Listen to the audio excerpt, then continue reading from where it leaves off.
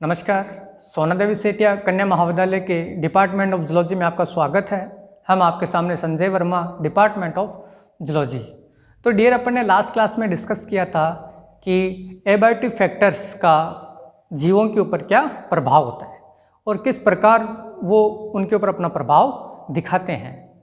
तो abiotic factors के अंदर अपन ने कल लाइट के बारे में डिस्कस किया था कि ये जो लाइट वाला जो पोर्शन है वो प्लांट्स के लिए और जीवों के लिए कितना ज़रूरी है और किस प्रकार वो अपनी क्रियाशीलता दिखाता है ना। तो ये बहुत ज़्यादा इम्पोर्टेंट बना गया। आज अपन थोड़ा सा आगे बढ़ते हैं उससे। एबायोटिक फैक्टर्स के अंदर बात चल रही अपनी थी लाइट। आज लाइट का सेकंड वाला पार्ट है कि वो जीवों के ऊपर जो प्रभाव जो डालता है वो किस किस प्रकार की क्रियाओं के ऊपर अपना प्रभाव दिखाता है। अपन को पता है कि लाइट के लिए जो हमारा जो सबसे इम्पोर्टेंट जो सोर्स है वो है हमारा सूर्य। ये जो सूर्य है वो बहुत ज़्यादा ज़रूरी है। ये ही एक ऐसा पार्ट है जो लाइट को देने का काम करता है और ये जो सनलाइट से जो आने वाली जो लाइट है, जो रेडिएशंस है, वो प्रत्येक जीव के लिए बहुत ज़्यादा ज़रूरी भी है और उसी की उपस्थिति में सभी प्रकार की क्रियाएं होती है या जितनी प्रकार की क्रियाएं जो हो रही है वो उसके द्वारा नियंत्रित भी हो रही है ना। तो अब ये जो सन जो है, हमारा जो सूर्य है, इस सूर्य के अंदर क्या है, सबसे ज़्यादा गर्म गैसों का एक विशालकाय पिंड है जिसमें सबसे ज़्यादा हाइड्रोजन प्लस हीलियम गैसें हैं। और ये जो हाइड्रोजन और जो हीलियम है ये क्या करते हैं कि ये जो हाइड्रोजन निरंतर रूप से इस हीलियम में क्या होता है, परिवर्तित होता रहता है, जिसकी वजह से सबसे ज़्यादा एनर्जी रिड्यूस होती है, बहुत ज़्यादा मात्रा में ऊर्जा का उत्सर्जन होता है। और ये जो उत्सर्जन जो हो रहा है ना वो सूर्य के द्वारा सभी दिशाओं में समान रूप से होता है। ये नहीं है कि किसी एक दिशा में ज़्यादा हो रहा है या किसी एक दिशा में कम हो रहा है, तो ये कोई पर्टिकुलर नहीं है, मतलब ये सभी दिशाओं में समान रूप से इसको वितरित करवाने का काम करता है। अब इतनी मात्रा में अगर ये ऊर्जा उत्सर्जित हो रही है तो जब ये ऊर्जा सूर्य से होते हुए हमारी पृथ्वी तक, ये हमारी क्या हो गई, अर्थ तक पहुंचती है, तो उसका जो 2 बिलियन का सिर्फ 1 पार्ट ही पृथ्वी की सतह तक पहुंच पाता है। बाकी जो है वो या तो परावर्तित हो जाती है या फिर कहीं अवशोषित हो जाती है, कंप्लीटली नहीं पहुंच पाती है। और पृथ्वी की सतह पर पहुंचती है तो उससे पहले भी उसको कई प्रकार की गैसों से गुजरना पड़ता है, कई प्रकार की लहर से गुजरना पड़ता है, जल वाष्प से गुजरना पड़ता है। तो ये कुछ फैक्टर है जो उसको बीच में परावर्तित भी करवा सकते हैं और उसका अवशोषण भी कर लेते हैं। तो इसको मिलाकर अपन कह सकते हैं कि जो कंप्लीटली जो सन रेडिएशन से जो है वो कंप्लीटली पृथ्वी की सतह तक नहीं पहुंच पा रही है। क्लियर है। अब ये जो सूर्य से आने वाली जो विकिरणें होती है ना, इन विकिरणों को ही अपन क्या बोलते हैं, इंसोलेशन। और ये इंसोलेशन ही है जो क्रियाओं को करवाने का काम कर रहा है और उनको नियंत्रित भी करता है ना। अब ये जो सूर्योताप है जिसको अपन सूर्योताप भी बोलते हैं,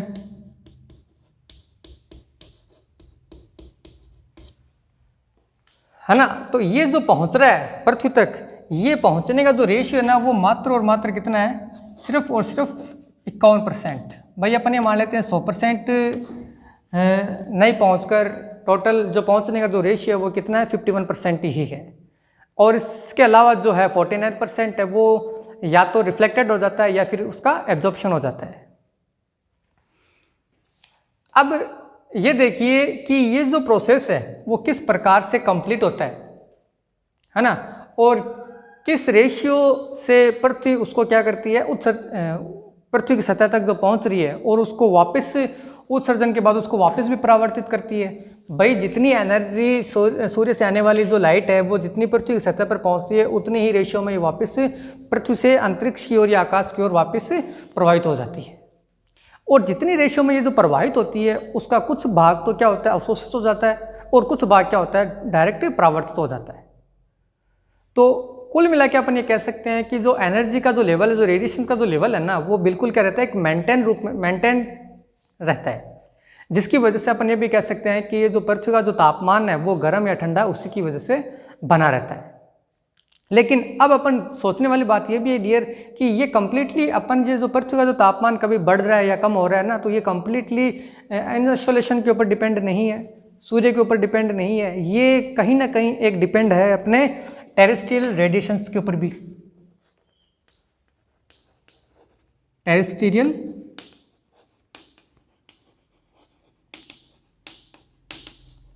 रेडिएशन है ना, ये भी इसके अंदर बहुत बड़ा एक इम्पोर्टेंट पार्ट है। क्यों? क्योंकि जितनी लाइट सूर्य से पृथ्वी की सतह पर आ रही है उतनी तो वापस भी तो जा रही है ना।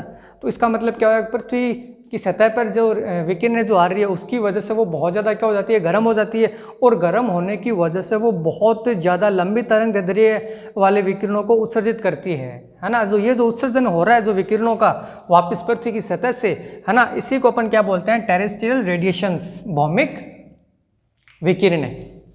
अब ये जो भौमिक जो रेडिएशन जो होता है ना, ये भी अपना एक रोल रखता है इस टेम्परेचर को बनाने के अंदर, जो मेंटेन है ना। कांस्टेंट तो अपन नहीं कह सकते हैं, लेकिन एक स्थिर अवस्था तक अपन उसको मान सकते हैं। अब ये जितनी रेशियो में एनर्जी आ रही है ना, और जितनी वापस जा रही है, तो इसका कहीं ना कहीं एक लेवल पे क्या होता है, कंक्लूजन निकलता है। उस कंक्लूजन का मतलब ये होता है कि ये किस प्रकार से अपनी ऊर्जा को कम या ज़्यादा करवाने का काम कर रही है। तो जिसको अपन आगे चलकर अपनी सुविधा के लिए क्या कह सकते हैं, हीट बैलेंस। क्या बोल रहे हैं अपन इसको, हीट बैलेंस, या अपन इसको बोल सकते हैं हीट बजट, या अपन इसको टेरेस्ट्रियल हीट बजट भी कह सकते हैं, या बैलेंस भी कह सकते हैं। तो डियर अपन इस चीज़ को समझने के लिए अपन ने कल छोटा सा एक उदाहरण एग्जाम्पल देखा था। भाई अपन ये मानते हैं कि ये हमारी क्या है, पृथ्वी की एक सतह है ना, सरफेस है, अर्थ सरफेस है ना। अब अपन ने कहा था कि इसके ऊपर जो प्लांटेशन है वो कहीं तो बहुत ज़्यादा कैनोपी टाइप का है, और कहीं पर इनकी जो हाइट है प्लांट्स की वो क्या है, बहुत कम या ज़्यादा भी हो सकती है ना। तो ये क्या है, और कुछ मीडियम साइज़ के भी होते हैं, और कुछ ऐसे भी प्लांट्स होते हैं जो दूसरे प्लांट्स के ऊपर क्या होती है, लताओं के रूप में बढ़ते हैं, बेल के रूप में जो अपन बोलते हैं ना। हाँ, ये अपना कल वाला ही पेड़ों का स्ट्रक्चर है डियर, जहाँ पर अपन को लाइट पहुँचानी है, और जैसे जैसे जितनी रेशियो में लाइट पहुँचती है उतने रेशियो में अपन को पता चल रहा है कि जो सूर्य की जो लाइट जो आ रही है पृथ्वी की सतह पर आ रही है, जिसको पेड़ पौधे अपने एनर्जी के लिए यूज़ में ले रहे हैं, तो उसका भी एक इंटेंसिटी और उसकी लेवल का भी अपन को पता चलता है।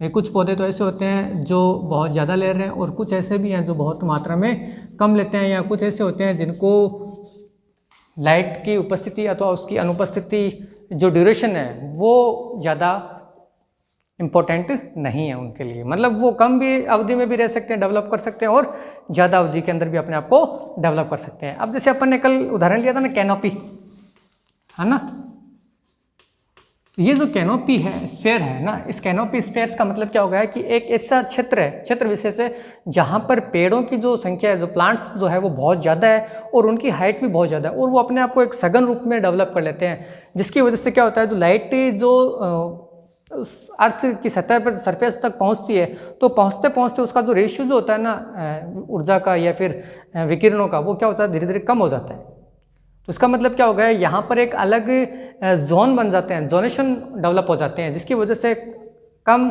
अधिक और मीडियम टाइप के प्लांट डेवलप हो जाते हैं, जिनको जो सूर्य से आने वाले जो प्रकाश की जो ऊर्जा है ना, वो कम या अधिक या वो मीडियम प्रकार के रूप में अपने लक्षणों को निर्धारित कर लेते हैं, और वो उसी के प्रकार के आवास में अपने आप को डेवलप करते हैं, है ना। अपन जैसे उदाहरण देखते हैं कि जैसे कश्मीर है है ना। तो कश्मीर के अंदर पाए जाने वाले जो प्लांट्स हैं उनको अपन अपने किसी डेजर्ट वाले जोन के अंदर अपन उनको डेवलप नहीं कर सकते।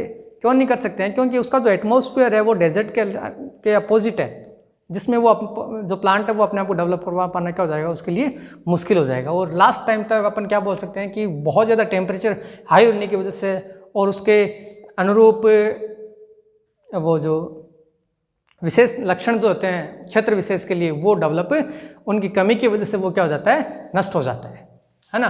तो ये जो कैनोपी है, तो ये कैनोपी भी क्या करती है, ठीक उसी प्रकार का काम कर रही है। ज़्यादा लाइट जैसे सूर्य के आने वाली जो किरणें हैं वो पादपों तक पहुंचेगी तो यहाँ तो अधिक होगी, बीच वाले में मध्यम हो जाएगी, और जो पृथ्वी की जो सतह है ना, यहाँ पर प्रॉपरली जो इंटेंसिटी ऑफ जो लाइट है वो प्रॉपर नहीं हो पाती है। तो उसकी एब्सेंस के अंदर अपन ये कह सकते हैं कि उसके अनुरूप ही उसके अंदर लक्षण डेवलप होंगे, है ना। तो ये क्या है, एक इंटेंसिटी ऑफ लाइट है, और इस इंटेंसिटी लाइट के ऊपर बेस के ऊपर ही हमारा टॉपिक बनता है हीट बजट का। क्लियर है? अब देखो, इसको समझने के लिए अपन एक छोटा सा एग्जांपल लेते हैं अपनी सुविधा के लिए। जैसे ये हमारी वापस एक अर्थ है, अर्थ तो नहीं है लेकिन अपन इसको अपनी सुविधा के लिए इसको अर्थ में कन्वर्ट कर रहे हैं इसको, ठीक है। अब अपन को पता है कि जो पृथ्वी की सतह पर अपन ने कहा कि जो सूर्य से आने वाली जो विकिरणें होती है वो कम्प्लीटली 100% तो नहीं पहुंचती है ना। उसमें से आधी जो होती है वो तो परावर्तित हो जाती है और आधी क्या हो जाती है, वापस उनका अवशोषण हो जाता है। और ये क्या है, हमारा आउटर स्पेस है। ये क्या है, हमारा आउटर स्पेस। और ये वाला पोर्शन जो है इसको बोलते हैं अपन अर्थ सरफेस। और ये जो बीच का जो मिड वाला जो पोर्शन है ना, ये मिड वाला है ना, ये है यहां पर उपस्थित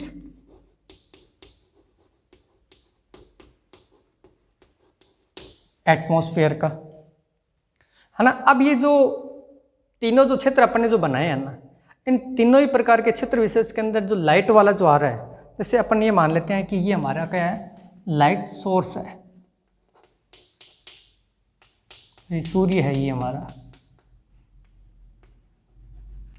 और ये यहाँ पर लाइट पहुँच रही है, यहाँ से होते हुए एटमॉस्फेयर से होते हुए पहुँचेगी, है ना। अब ये जब पहुँच रही है तो अपन एक उदाहरण के लिए अपन मान लेते हैं कि ये जो पहुँच रही है, जो रेडिएशन का जो रेशियो है वो अपन मान लेते हैं कि एक 100% यूनिट है, एक 100 यूनिट है, ठीक है।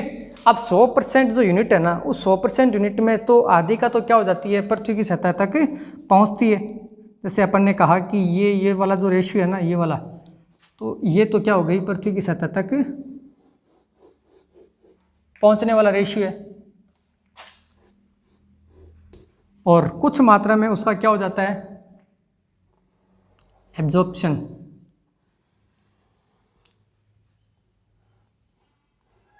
ये इन विकिरणों का क्या हो रहा है, अवशोषण हो रहा है। और कुछ किरणें ऐसी होती है जो वापस रिफ्लेक्ट हो जाती है, पृथ्वी की सतह पर पहुंचने से पहले उनका क्या हो जाता है, वापस से अवशोषण हो जाता है ना। पृथ्वी की सतह तक पहुंच ही नहीं पाई, उससे पहले उनका क्या हो गया, अवशोषण हो जाता है। और कुछ का क्या हो जाता है, परावर्तन हो जाता है। अब पृथ्वी की सतह पर जो पहुंच रही है रेडिएशंस का जो रेशियो, वो तो क्या है, 51% है, आगे। और जो वायुमंडलीय एब्जॉर्प्शन जो हो रहा है ना, तो ये क्या हो रहा है, एब्जॉर्ब्ड, है ना। और कुछ क्या हो रही है, रिफ्लेक्टेड। जो रिफ्लेक्टेड का जो रेशियो होता है वो हमेशा कितना होता है, 35% होता है। और ये जो होता है वो होता है मात्र 14%। भाई 100% अपन ने उदाहरण लिया था, और 100% में से अपन ने क्या किया, जो पृथ्वी की सतह पर जो पहुंच रही है वो क्या है, 51% है। और जिसका एब्जॉर्प्शन जितनी विकिरणों का जो हो रहा है वो कितना है, 14%। और कुछ किरणें पृथ्वी की सतह से आने से पहले क्या हो जाती है, वापस परावर्तित हो जाती है, जिसका रेशियो कितना है, 35%। कंप्लीट है। अब अपन देख रहे हैं कि जितनी, अब अपन दूसरा चीज़ ये भी तो मानते हैं ना कि जितनी रेशियो में जो एनर्जी पृथ्वी की सतह पर आ रही है तो उतनी की उतनी वापस भी तो जाएगी, है ना। तभी तो अपन ने यहाँ पे एक टॉपिक का नाम लिखा है कि टेरेस्ट्रियल रेडिएशंस, है ना। ये तो क्या थी, सन रेडिएशंस थी। अब अपन बात करते हैं अर्थ रेडिएशंस की या टेरेस्ट्रियल रेडिएशंस की। देखो डियर, अपन की पृथ्वी की सतह पर 51% लाइट पहुंची थी, है ना। तो इस 51 में से जो वापस अंतरिक्ष की ओर प्रवाहित हो जाती है उसका जो रेशियो होता है ना वो होता है सिर्फ और सिर्फ 17%। कितना परसेंट है हमारे पास, 17% है। ये वही डायरेक्ट अंतरिक्ष की ओर प्रवाहित हो जाती है। और इसमें से कुछ विकिरणों का क्या हो जाता है, वायुमंडलीय कारकों की उपस्थिति से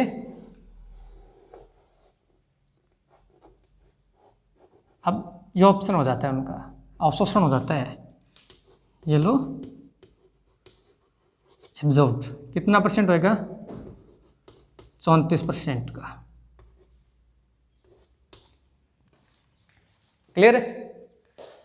तो इस चीज से देखने पर हमारे पास एक छोटा सा ग्राफ बन रहा है ना। इस ग्राफ को समझने की कोशिश करना कि इसमें क्या कर रहा है कि जो रिफ्लेक्टेड का जो रेशियो है ना, जो जिसका परावर्तन हो रहा है पृथ्वी की सतह पर पहुंचने से पहले ही, इस प्रकार की जो विशेष किरणें जो होती है ना, जो पृथ्वी की सतह से आने से पहले परावर्तित हो जाती है, इनको बोलते हैं एल्बिडो ऑफ अर्थ। क्लियर है। और सेकंड वाला पोर्शन अपन देख रहे हैं कि कुछ रेशियो क्या है, एब्जॉर्प्शन का है ना। अब अपन ये कह सकते हैं हमारी सुविधा के अनुसार कि जो एब्जॉर्प्शन का जो रेशियो होता है ना वो हमेशा कितना हो रहा है, 48% है ना। ये भाई एब्जॉर्प्शन का जो टोटल रेशियो है वो कितना दिखाई दे रहा है यहाँ पर, ये वाला जो रेशियो है वो कितना है, 48% है। ये लो 48% का क्या हो रहा है, एब्जॉर्प्शन हो रहा है। ये लो माइनस में, ये भी तो वापस पृथ्वी से ऊपर की ओर प्रवाहित हो रही है, अंतरिक्ष की ओर। ये लो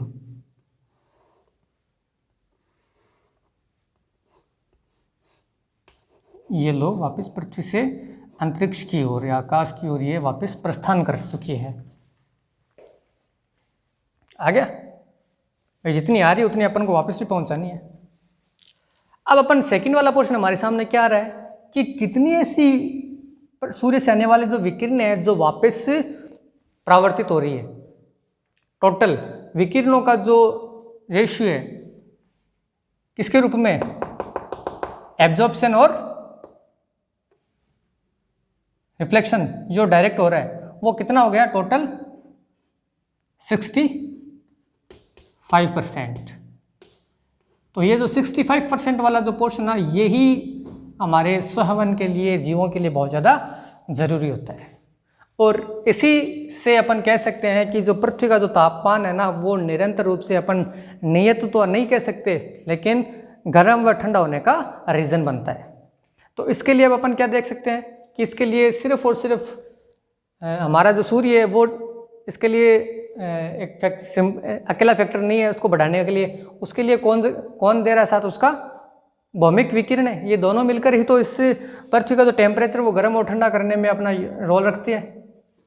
क्लियर है। अब ये जो क्रियाएं जो हो रही है ना, ये कंप्लीटली जो प्रोसेस हो रहा है, इस प्रोसेस के द्वारा अपन ये कह सकते हैं कि ये ही ऐसे फैक्टर है जो जीवों के ऊपर अपना प्रभाव डालते हैं। और इस इस लाइट की वजह से ही कई प्रकार की बायोलॉजिकल है, फिजियोलॉजिकल है या केमिकल रिएक्शंस प्रभावित होती है। आ गया। तो ये वाला जो रेशियो है ना, ये वाली जो किरणें एटमॉस्फेयर के अंदर होने वाली जो किरणें हैं ना, यही क्या करती है, फिजियोलॉजिकल और बायोलॉजिकल और केमिकल रिएक्शन को कंट्रोल करवाती है और उनके द्वारा होने वाली क्रियाओं को भी करवाती है और उनको नियंत्रित भी करने का कार्य करती है। अब अपना जो फैक्ट वाला जो पोर्शन है वो ये है कि अगर लाइट है ये, है ना, इस लाइट का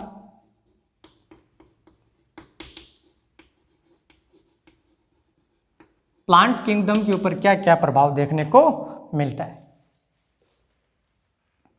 भाई अपन ने देखा था उससे पहले वाली क्लास में कि जो लाइट जो है वो पौधों के लिए बहुत ज़्यादा ज़रूरी है, और ज़रूरी इसलिए क्योंकि उसी की सहायता से वो अपना भोजन बनाते हैं, है ना, फोटोसिंथेसिस है, और जर्मिनेशन ऑफ सीड्स है, फ्लावरिंग है, प्लांट मूवमेंट है ना, और प्लांट मूवमेंट के साथ साथ अपन उसकी ग्रोथ भी बता सकते हैं, वेजिटेबल ग्रोथ भी बता सकते हैं, सोमेटिक ग्रोथ भी बता सकते हैं, है ना। ये ऐसे पॉइंट्स है, और स्टोमेटा का ओपन होना और वह बंद होना भी है ना, खुलना और वो बंद होना का जो प्रोसेस है वो भी किसके ऊपर डिपेंड करता है, सिर्फ और लाइट के ऊपर ही डिपेंड करता है ना। तो इस चीज़ को आप आसानी से समझ सकते हैं कि ये कितनी प्रकार की ऐसी क्रियाएं हैं जो पादपों में होती है और जो सूर्य की उपस्थिति में पॉसिबल है, और उसकी अनुपस्थिति में वो सभी प्रकार की जो क्रियाएं जो होती है वो क्या हो जाएगी, रुक जाएगी, और रुकने से उसकी जो बायोलॉजिकली जो रिएक्शंस जो होने वाली है वो कंप्लीटली क्या हो जाएगी, अनबैलेंस्ड हो जाएगी, जिसकी वजह से वो कहीं ना कहीं एक लेवल पर आने के बाद उसके ऊपर हानिकारक हार्मफुल इफेक्ट पड़ेगा,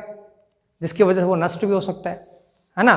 तो अपन क्या कह सकते हैं, जो प्लांट किंगडम है ना, उनके लिए जो प्रोसेस है इफेक्ट का, तो जो सबसे पहला है वो है उनके अंदर पाए जाने वाले क्लोरोफिल प्रोडक्शंस का। भाई बहुत सारे क्या है, मोस्ट ऑफ प्लांट्स ऐसे हैं जो सूर्य के प्रकाश की उपस्थिति में क्लोरोफिल की सहायता से अपना भोजन बनाने का कार्य करते हैं, है ना। और इसी के अंदर अपन बात कर सकते हैं stomatal movement,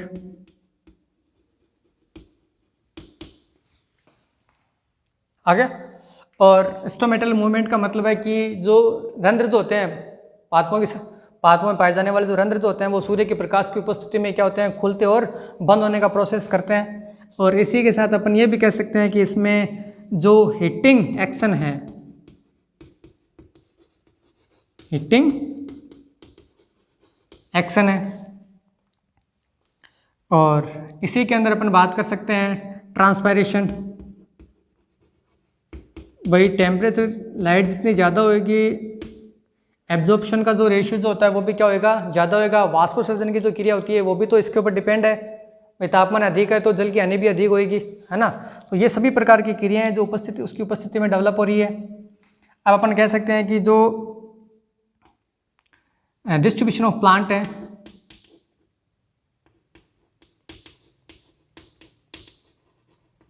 distribution of plant है, और इसमें अपन वेजिटेटिव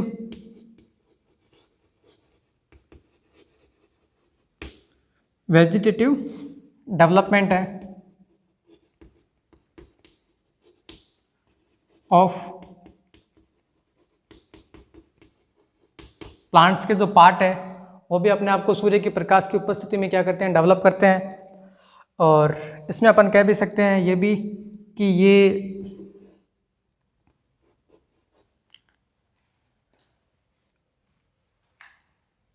फोटोपीरियडिज्म है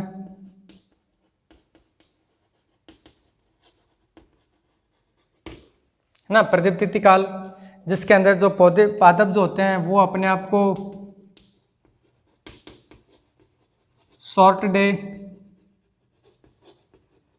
लॉन्ग डे और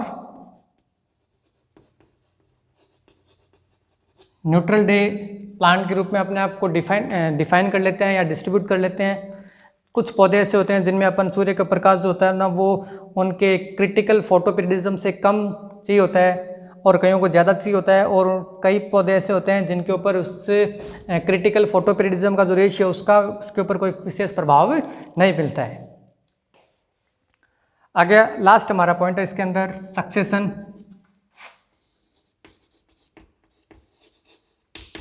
सक्सेशन इसके लिए बहुत ज़्यादा इम्पोर्टेंट है। भाई अपन देखते हैं कि एक तो ऑलरेडी एक प्लांट लगा हुआ है और एक अपन नया प्लांट लगाते हैं, तो दोनों में एक अंतर देखने को मिलता है।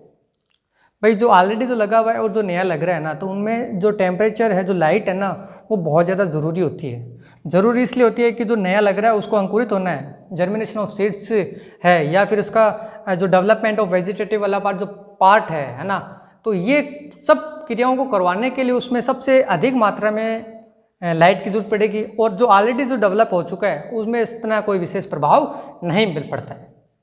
लेकिन इसके बावजूद सक्सेशन के सहायता से ये जो फोटोपीरियडिज्म वाला जो पोर्शन है ना, वो ही इसको फॉलो करवा सकता है। भाई क्षेत्र विशेष के लिए वो क्या कर लेते हैं, अपने आप को बांध लेते हैं, बॉन्डिंग कर लेते हैं। भाई लाइट चाहिए होती है, इसकी सहायता से अपन ये कह सकते हैं कि कुछ हिलियोफाइटस है या सायोफाइटस टाइप के जो प्लांट होते हैं वो डेवलप होते हैं, है ना। जिसके लिए अपन ने पढ़ा था कि सायोफाइटस है या हिलियोफाइटस है ना, ये सब क्या होते हैं, कुछ प्रकाश की उपस्थिति में या कुछ छाया की उपस्थिति में ही डेवलप हो पाते हैं, है ना। ये क्या है, प्लांट्स के अंदर होने वाले जितने भी प्रकार की जो क्रियाएं हैं, जो जिस क्रियाओं को करने के लिए लाइट की ज़्यादा ज़रूरी है या इसकी उपस्थिति बहुत ज़्यादा इम्पोर्टेंट मानी गई है। आगे अब अपन देखते हैं कि जो प्लांट है, सॉरी ये जो लाइट है ना, इस लाइट का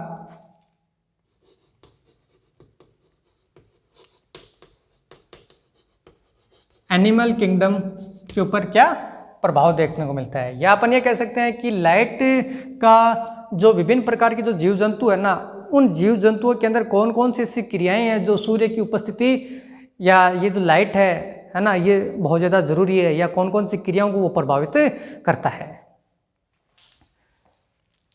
तो इनमें जो सबसे इम्पोर्टेंट जो पार्ट माना गया है क्रियाओं में, वो है उनके अंदर होने वाली मेटाबॉलिज्म रिएक्शन।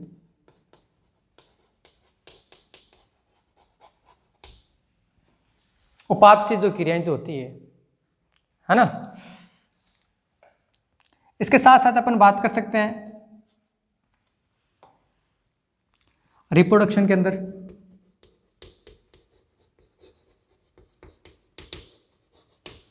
भाई अपन को पता है कि कुछ जीव ऐसे हैं जो सूर्य की प्रकाश की उपस्थिति में या जब लाइट का रेशियो जब ज़्यादा होता है तो वो उस स्थिति के अंदर अपने आप को, उसके जो गोनेट्स वाले जो पोर्शन होते हैं वो अपने आप को बहुत ज़्यादा डेवलप करवाते हैं, है ना। और डेवलप करवाने के साथ साथ वो क्या करते हैं, रिप्रोडक्शन की भी क्रिया वो सूर्य की प्रकाश की उपस्थिति में अधिक करवाने की कुछ बाइंडिंग होती हैं। जैसे अपन बर्ड्स का एग्जाम्पल ले सकते हैं, है ना। तो ये क्या होती है, जब लाइट का रेशियो जब बढ़ता है तो वो बर्ड्स अपने आप को इस रिप्रोडक्शन के लिए क्या कर लेते हैं, तैयार कर लेते हैं। क्लियर है। फिर अपन बात करते हैं डेवलपमेंट।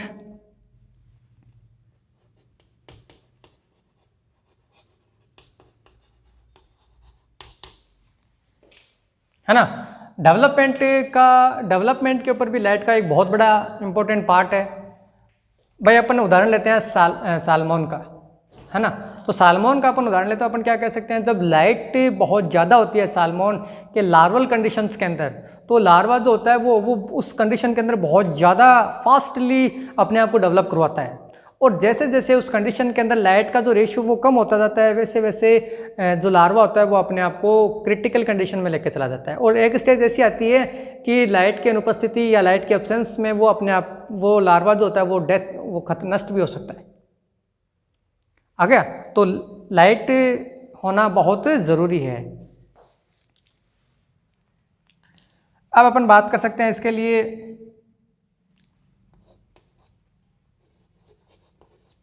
आई और विजन की, है ना। तो ये आंखें हैं और देखने का जो दृश्य वाला जो स्पेक्ट्रम वाला जो पोर्शन है उसके ऊपर भी लाइट का बहुत बड़ा रोल है। भाई जो समुद्री सतह की समुद्री जल की ऊपरी सतह पर रहते हैं या जो मिड सतह पर जो रहते हैं ना, उनके अंदर जो आंखों का जो विकास होता है ना, वो इतना नहीं हो पाता जितना इन डेप्थ समुद्री जल में रहने वाले जीवों का होता है। और कुछ ऐसे भी जोइट्स हैं जिनके अंदर आंखों का पूर्ण विकास नहीं होने की स्थिति के अंदर वो लाइट की उपस्थिति से वे अपने आप को लोकोमोशन के लिए तैयार कर लेते हैं, गमन के लिए कर लेते हैं, डेवलप करने के लिए कर लेते हैं, है ना। तो ये क्या है, ज़रूरी है। अपन यहाँ इसके अलावा दूसरा एग्जाम्पल भी ले सकते हैं कि जो गुफाओं में रहते हैं या समुद्र की बहुत ज़्यादा गहराई में रहते हैं ना, तो उनके ऊपर भी लाइट का बहुत बड़ा इफेक्ट देखने को मिलता है। भाई अगर गुफाओं में रह रहा है तो उसके अंदर जो पिगमेंटेशन का जो प्रोसेस होता है वो क्या होता है, रुक जाता है ना, तो वो रंगों में आसानी से भेद नहीं कर सकते हैं। तो इसका मतलब क्या हो गया है कि यहाँ पर पिगमेंटेशन का भी काम हो रहा है।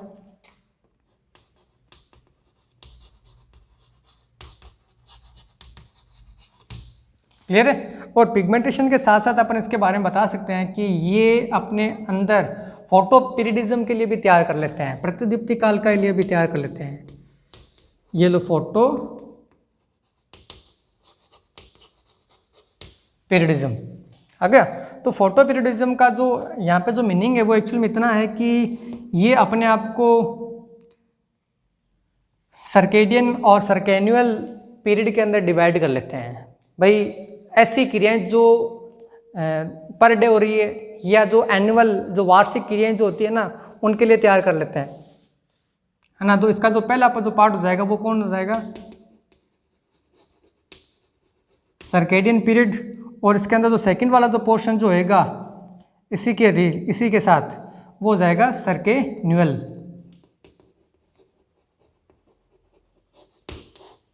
ये दोनों के दोनों क्या है, वार्षिक और दैनिक दिनचर्याओं को करवाने का कार्य करती है।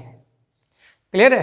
तो अपन इन सभी प्रकार की क्रियाओं जो पादप में हैं और जंतुओं में होने वाली जो क्रियाएं हैं विभिन्न प्रकार की, उनको देखकर अपन ये बता सकते हैं कि लाइट हमारे लिए किस प्रकार किस कंडीशंस के लिए ज़रूरी है ना। अगर जो लाइट वाला जो सोर्स है अगर वो ना हो तो ये जितनी भी प्रकार की जो क्रियाएं जो होती है ना ये कम्प्लीटली कभी नहीं हो पाएगी। तो अगर ये क्रियाएं नहीं हो पाएगी तो अपन ये कह सकते हैं कि जीवों का जो विकास है वो इवोल्यूशनरी के साथ साथ क्या हो जाएगा, नष्ट हो जाएगा, या अपन ये कह सकते हैं कि अवरोध का काम होएगा।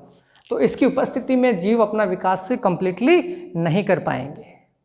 क्लियर है।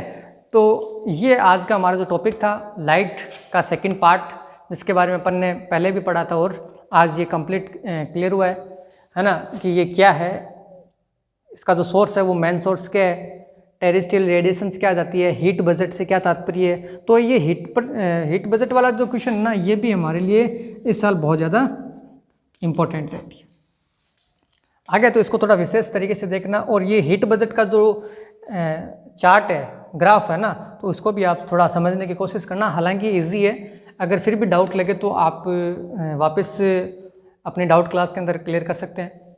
ठीक है। और इसके साथ साथ अपन ने देखा है कि ये जो क्रियाएं जो होती है ना इसकी उपस्थिति के अंदर है ना, और इन क्रियाओं के बाद प्लांट्स के ऊपर और एनिमल्स के ऊपर क्या प्रभाव देखने को मिलता है। आगे समझ में, फिर भी अगर नहीं समझ में आ रहा तो अपन वापस क्लियर कर लेंगे, है ना। और तुम लोग ज़्यादा से ज़्यादा डाउट्स क्लियर करने की कोशिश किया करो डियर। आगे समझ में। Thank you.